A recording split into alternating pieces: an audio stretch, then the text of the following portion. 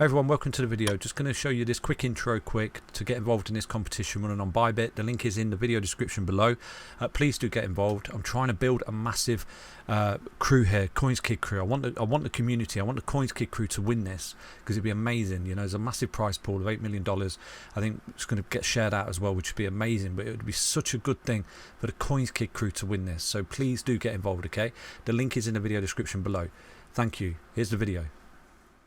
Hi everyone, I hope you well. This is CoinsKid. Just going to dive into Bitcoin once again. Thank you for support. Okay, big up the CoinsKid crew. So yesterday I said to you, if you start to come down and you lose this low, you're going to have a little impulsive move to the downside, and these are your targets. Okay, and if it gets really nasty, you're looking at 2 fib down there, 18597. You can see what you've done here. You've put a low, and then you've put in a 1272 just there. Okay, so right now this is a key high. This is a really strong level of resistance for Bitcoin, and you can see you've come up and you're still making a lower high at the moment, but what you're doing right here could signify the bottom. Okay, now I'm looking to find the bottom for you, obviously, and one thing that I'm looking for is this week. If we can hold this week's low going forward, then historical data is showing us this week was the bottom. Okay, and I don't see any other person talking about this on YouTube, making videos or talking about this indicator that I found for you. But basically, if you're new to the channel, just here on the weekly time frame, and this is why for the past few weeks I've been telling you, you're looking at a big dump this week. Okay, you're looking at a correction, potential capitulation,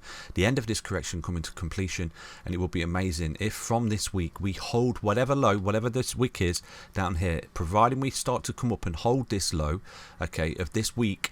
Then the indicators come to fruition, and it's simple. It's a moving average versus an exponential moving average, and it's the 100 moving average just there on a weekly time frame. Whenever the 20 EMA crosses that within 1 week, look at that.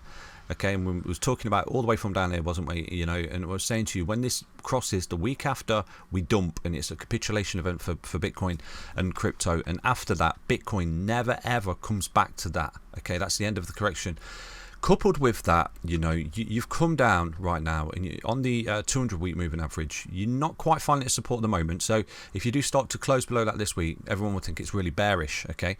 But providing you hold this low, because you have done it historically before where you've lost that and closed below it, and you sort of gathered on the bottom, but you never lost this week's low in previous cycles where we created that death cross. Okay, so again, no guarantees, but if it does start to do this and holds this low and starts to come up the stairs, and then you come up and then you have another deep retracement, but as long as you hold this low, whatever the week is, then this signal was your bottom and this was your opportunity, like I said to you down here. But again, zero guarantees. So on a macro view here, if I take a look at this on the 1 hour view here, if I zoom in, yesterday we had an impulsive move and we lost this low, obviously, and with that you can see we came down, we bounced off a 1272.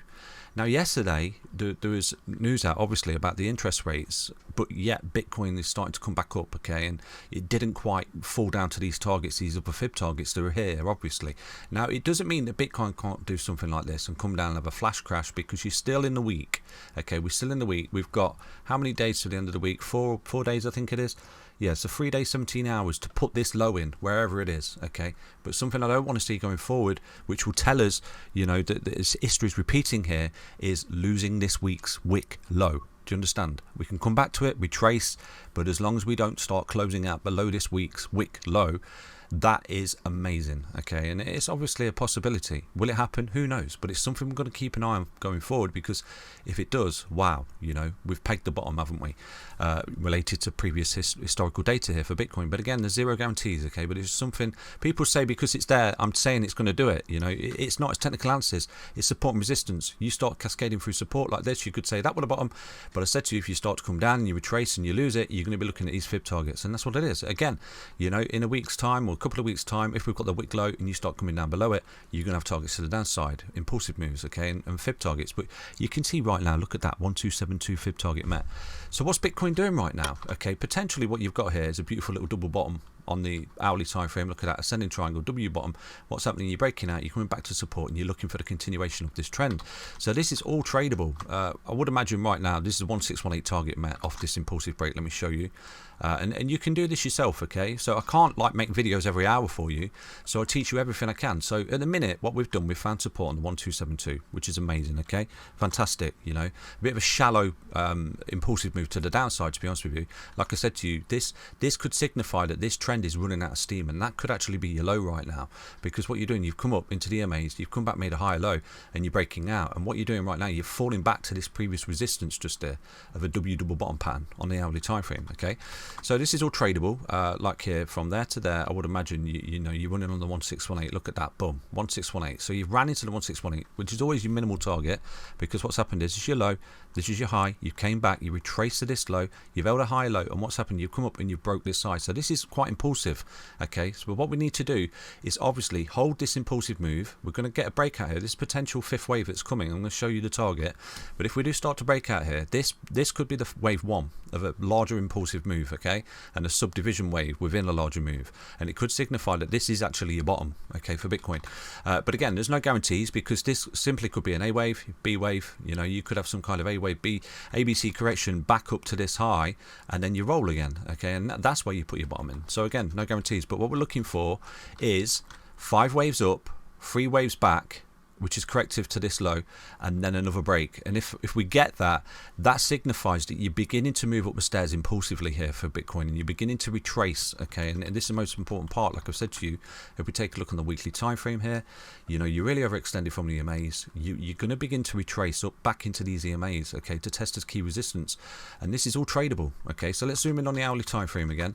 Let's take a look at what we're looking at, okay. So I will try and zoom in more with you. So right now, if we can hold this low here, do you see this? We're coming back to this high. If we can hold this, fantastic, because what we're doing, we're breaking impulsively and correctively at the moment, okay. So look, we could say, okay, well, this is a wave 1, this is a wave 2, this is a wave 3, and right now you're in a wave 4 correction, and you're looking at a 5th wave here, and this will be this trend exhausted, okay.